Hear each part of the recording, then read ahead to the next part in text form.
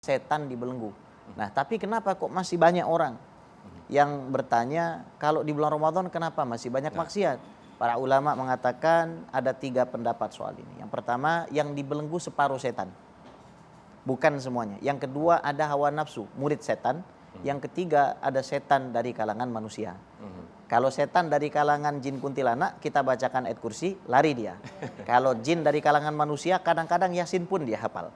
Nah, begitu saya kira. Dibaca bareng ya? Iya, baca bareng ya, kira-kira begitu. Baik, ini ngomong-ngomong tadi di belenggu setan. Nah, ini saya juga persis pas sekali ada pertanyaan.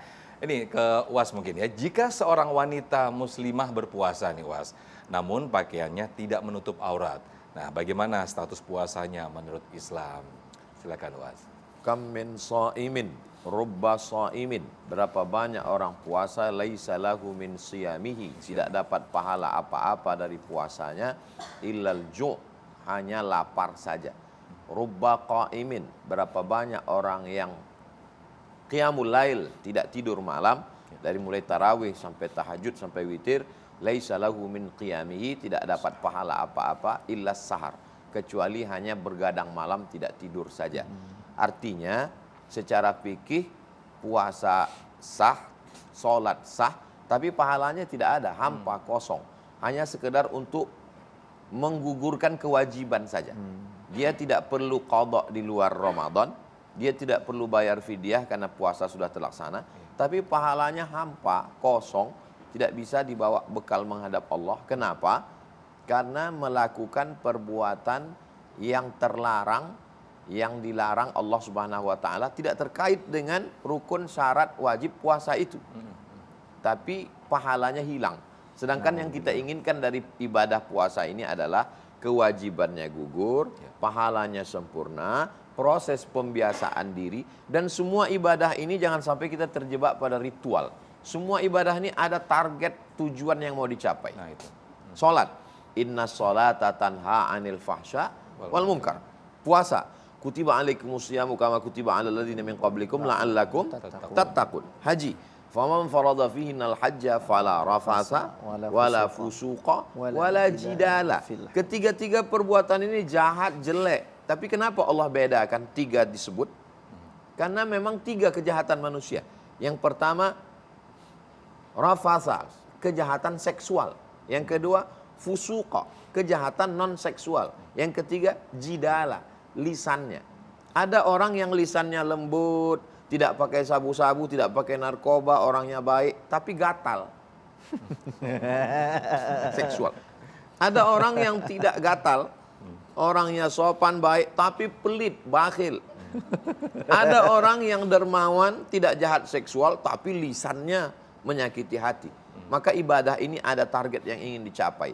Yang paling lengkap, sempurna dari semua ibadah itu adalah ketika Allah mengatakan, as-sawmu li, puasamu itu untukku, wa ana ajzi bihi, aku akan membalasnya. Semua yang dinisbatkan kepada Allah menjadi lebih mulia. Bait, rumah. Ketika rumah dinisbatkan kepada Allah menjadi baitullah, rumah Allah. Bukan Allah berdiam di situ, tapi Allah ingin memuliakannya. Abdun, hamba, rendah, tak punya apa-apa. Tapi ketika hamba itu dinisbatkan kepada Allah, dia menjadi mulia. Abdullah, Abdurrahman, Abdurrahim, Abdus Somad. Masya Allah. Begitu juga dengan puasa ini. Puasa itu dinisbatkan kepada Allah. Allah katakan, as-sawmu li, puasamu untukku. Allah tidak berhajat kepada puasa. Wa huwal ghaniyul hamid, Allah maha kaya, Allah maha terpuji. Tapi ketika dinisbatkannya kepada dirinya, karena ibadah yang paling minim riaknya adalah puasa. Kita yang tahu dengan Allah. Maka kita jaga puasa ini jangan dirusak dengan bersolek jahiliyah, pakaian membuka aurat dan seterusnya. Demikian, wallahu a'lam. Masya Allah, jazakumullah khairul jaza. Saya akan persilahkan, siapa yang mau nanya lagi? Mic ada di saya, dengan Ibu siapa? Nanti dulu ya Bu, kita lanjut sahur lagi ya. Oke, silakan Habib. Uwas, kita lanjut sahur lagi, kita akan jeda dulu. Silakan. Jazakumullah khair.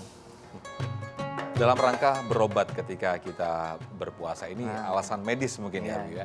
Dia harus berobat, harus cuci darah. Kemudian salah satunya ini donor darah. Dia harus rutin kan ya Habib. Dan ini kebetulan masuk di bulan puasa. Ini membatalkan atau tidak nih?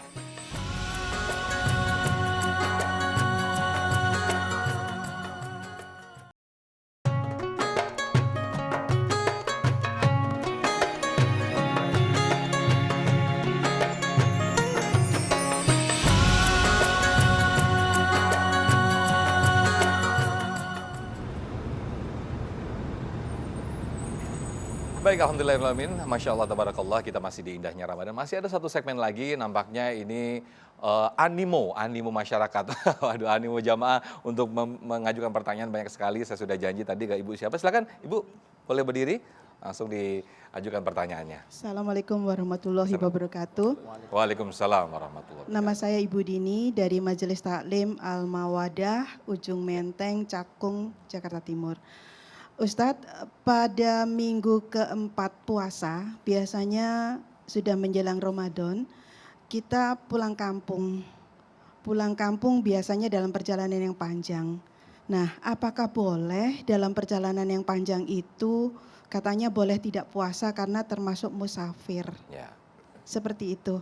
Baik. Kemudian kalau seandainya memang bisa, adakah batasan waktunya, batasan jaraknya boleh tidak berpuasa pada saat perjalanan yang panjang? Jarak kilometer gitu ya, Iya, Bu ya. terima kasih. Baik. Assalamualaikum warahmatullahi wabarakatuh. Baik. Silakan Ustaz Abdul Somad. A'udzubillahi minasyaitonirrajim. Faman kana minkum maridan, siapa yang sakit, au ala safarin atau musafir, fa'iddatum min ayyamin ukhar, maka gantilah di hari yang lain. Di bulan Syawal, di bulan Zulqa'dah, di bulan Zulhijjah. Wa 'alal ladzina yutiqunahu, bagi yang tidak sanggup melaksanakan puasa karena tua renta, karena sakit yang tidak sembuh-sembuh, Syawal makin sakit, Zulqa'dah makin sakit sampai mati, fidyatun ta'amu miskin, maka membayar fidyah, makan fakir miskin 1 hari. Di Kementerian Agama sudah ditetapkan berapa 1 harinya, maka dibayarkanlah berapa hari orang tua kita, keluarga kita yang meninggal dunia tidak berpuasa disebabkan sakit yang berkelanjutan atau karena tua renta. Ibu kita, bapak kita yang tidak bisa puasa, kita tanya dia. Ibu saya almarhumah dulu saya tanya, umurnya 70 tahun, mak sanggup puasa? Kalau tidak sanggup nanti kubayarkan fidyah. Beliau sanggup puasa, bahkan meninggal pun pada saat hari Senin puasa sunnah.